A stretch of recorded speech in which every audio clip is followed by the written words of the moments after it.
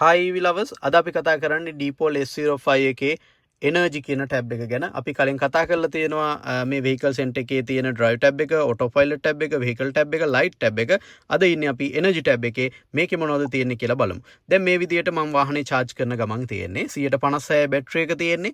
එතකොට කිලෝමීටර් 266ක් යන්න පුළුවන් කියලා තියෙනවා. මෙතන මේ පේනවා ඇති ධන 36 කියලා තියෙනවා. charge කර කර ඉන්නකොට තමයි යෝග පේන්නේ. ඒ කියන්නේ මම charge එකට ගහලා ඊට පස්සේ කොච්චර කිලෝමීටර් ගාණක් ඇඩ් වුණාද කියන එක අපිට මෙතනින් පෙන්නනවා. ඒ charge එක නිසා අවසන් කරන charge එක නිසා. එතකොට ඔයාලට පේනවා ඇති මෙතන පැය 16ක් විතර යනවා කියලා තියෙනවා. ඔයාලට පේනවද මෙතන charging power එක 1.6යි. මේ වෙලාවේ ටිකක් හැන්දෑ වෙලාවක් මම charge කරන්නේ solar එකෙන්. ඒ නිසා මම චුට්ටක් අඩු කරා මේ charging speed එක. ampere ගාණ අඩු කරන්න පුළුවන් අපිට අපේ charge එකෙන්. එහෙම අඩු කරලා තමයි මේ තියෙන්නේ. එතකොට හිමීට තමයි charge වෙන්නේ. මට මේක හදිසියක් නෑ මේ වාහනේ දැන් ඉක්මනට charge කරගන්න ඕනේ කියලා. ඒ නිසා මම solar එකෙන් හිමීට charge කරන ගමන් තමයි ඉන්නේ. එතකොට අපිට මේකේ තියෙන දේවල් ගැන චුට්ටක් බැලුවොත් එහෙම මෙතන මේ slow port unlock කියලා තියෙනවා. මේ slow charging port එක auto unlock charging gun after charging සම්පූර්ණ charge වුණාට පස්සේ auto unlock කරන්න මෙතනින් දීලා තියෙන්න පුළුවන්. නැත්නම් ඒක lock කරගෙන ඉන්නවා.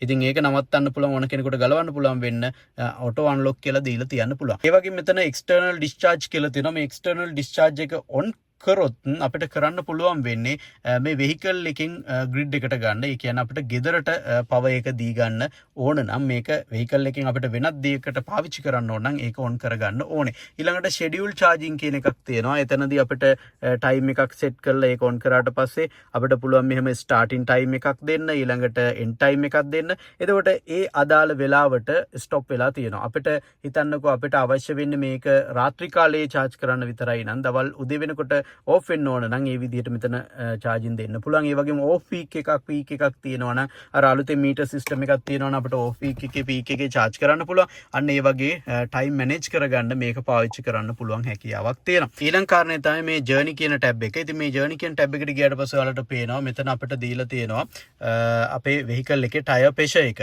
ඉතින් tire pressure එක අපිට monitor කරගන්න පුළුවන් මෙතන. tire pressure එක monitor කරගෙන අපිට ඇත්තටම වැදගත් වෙන්නේ මේ වල tire pressure එක හරියට තියෙනවද කියලා බලා ගන්න. ඉතින් එහෙම නැති වුණොත් ලොකු ගැටලු වෙන්න පුළුවන්. ඉතින් ඒ නිසා ඒක ගැනත් අවධානය යොමු කරන්න ඕනේ. මෙතනින් දීලා තියෙනවා total vehicle එකේ mileage එක.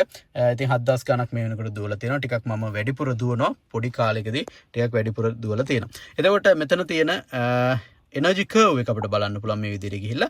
මේ energy curve එකෙන් අපිට දෙන්නේ මෙතන අපිට කිලෝමීටර් කීයක් ඇතුළතද කියලා බලන්න පුළුවන්. last 50 kilometers බලන්න පුළුවන්. 25 kilometers බලන්න පුළුවන්. මම ඔන්න 50 kilometers වලට දැම්ම. මේ පැත්තේ තියෙන්නේ මේ කිලෝමීටර්ස් ගාන.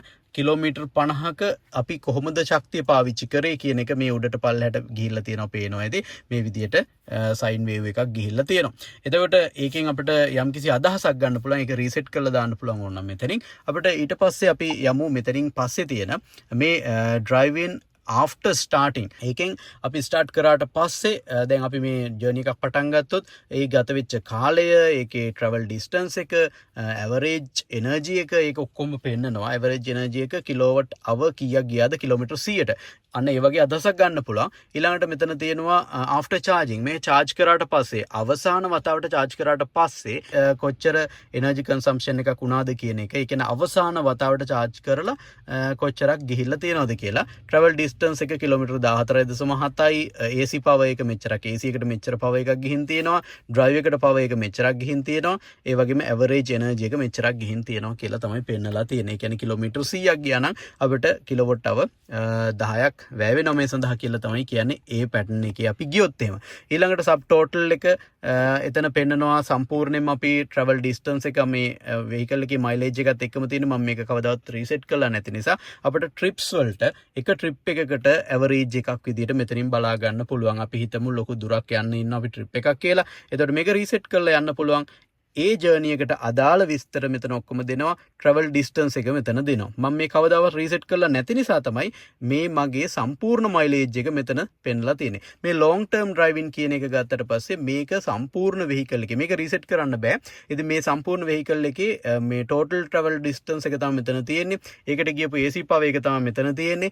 එතකොට අපේ average එක කොහොමද කියන එක තමයි මෙතන තියෙන්නේ. අපි සාමාන්‍යයෙන් මම 10.8 තමයි තියාගෙන යන්නේ. ඒ කියන්නේ මම energy එනර්ජි එක ගැන ගොඩක් හිතන්නේ නැතුව තමයි vehicle එක drive කරන්නේ. ඉතින් ඒ නිසා මේ වගේ ප්‍රමාණයක තමයි තියෙන්නේ. ඕනනම් අපිට මේක රීසෙට් කරලා අපිට trip එක වෙනම බලා ගන්නත් පුළුවන්. ඉතින් මෙන්න මේ වගේ දේවල් තමයි අපේ energy tab එකේ තියෙන්නේ. ඉතින් energy tab එකේ අපිට මෙතන more කියන එකට ගියාට පස්සේ තව දේවල් කීපයක් බලා ගන්න පුළුවන්. මේ charge and discharge කියන එකේ අපිට මෙතන tabs දෙකක් තියෙනවා. මට ඒක මුලින් කියන්න අමතකුණා.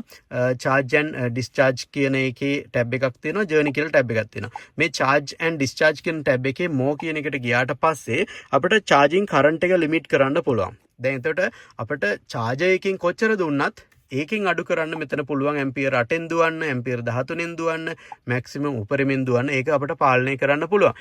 ඒ වගේම මීටර් ඩිස්ප්ලේ මෝඩ් කියන එක තියෙනවා. මීටර් එනර්ජි ඩිස්ප්ලේ මෝඩ් එක රිමේනින් බැටරි එක පෙන්වන්න. අපිට ඩිස්ප්ලේ එකේ පෙන්වන්නේ රිමේනින් බැටරි පර්සන්ටේජ් එකද රිමේනින් මයිලේජ් එකද කියන එක තීරණය කරන්න පුළුවන්. ඒක වෙනස් කරපුවාම අපිට ඩිස්ප්ලේ එකේ පෙන්වන එක වෙනස් වෙනවා වගේම අපේ හෙඩ් අප් ඩිස්ප්ලේ එකෙත් ඒ පෙන්වන එක වෙනස් වෙනවා. ඉතින් මෙන්න මේ වගේ දේවල් කීපයක් තමයි එනර්ජි ටැබ් එකේ තියෙන්නේ. ඉතින් ඔයාලට තවත් ගැටලු තියෙනවා නම් පහල කමෙන්ට් කරන්න පුළුවන්. ඒ වගේම ඔයා මීට වැඩි තොරතුරු දන්නවා ඇති. ඒ තොරතුරුත් කමෙන්ට් කරොත් තවත් කෙනෙකුට දැනගන්න පුළුවන් වෙයි. මොකද මේ වෙහිකල් ගැන සම්පූර්ණයෙන්ම මම දන්න කෙනෙක් නෙමෙයි. නමුත් මගේ අත්දැකීම් තමයි ෂෙයා කරගන්නේ. තවත් කෙනෙකුට වැදගත් වෙයි කියලා හිතාගෙන. ඉතින් ඔයාලා යම් කිසි දෙයක් ගත්තා නම් ඒකත් කමෙන්ට් වලින් අපිට කියන්න. එතකොට අපි දන්නවා ඇත්තටම ඔයා මේවා ආසාවෙන් බලනවා කියලා. ඉතින් ඊළඟට අපිට කතා කරන්න තියෙන සවුන්ඩ් ටැබ් එක ගැන. ඉතින් සවුන්ඩ් ටැබ් එක ගැනත් අපි කතා කරමු. ඒ ටැබ් සියල්ල ගැන කතා කරන්න අපි බලාපොරොත්තු වෙනවා. ඉතින් තාම drive ටැබ් එක, auto pilot ටැබ් එක, vehicle ටැබ් එක, light ටැබ් එක බැලුවේ නැත්නම් YouTube එකට ගිහිල්ලා ඒව ටික බලන්න පුළුවන්. ඉතින් අපි description එකේ links තියලා තියන්නම්. ඉතින් හැමෝටම සුබ දවසක්.